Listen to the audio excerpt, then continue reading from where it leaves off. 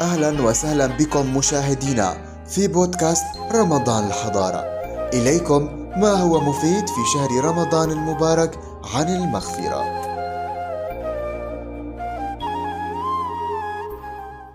المغفرة والتوبة من الذنوب.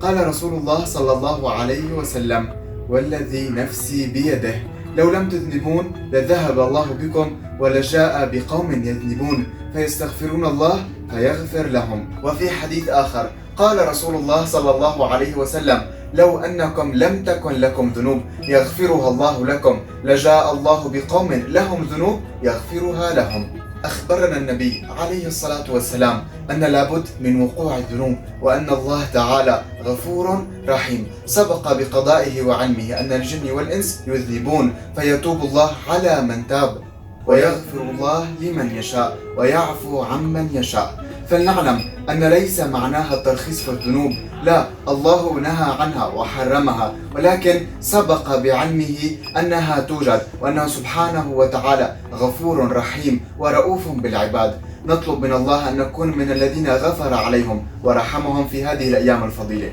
دمتم بخير وإلى لقاء آخر. فوزير بودكاست رمضان الحضارة. أجب واربح. كم مرة ذكر جبريل عليه السلام في القرآن؟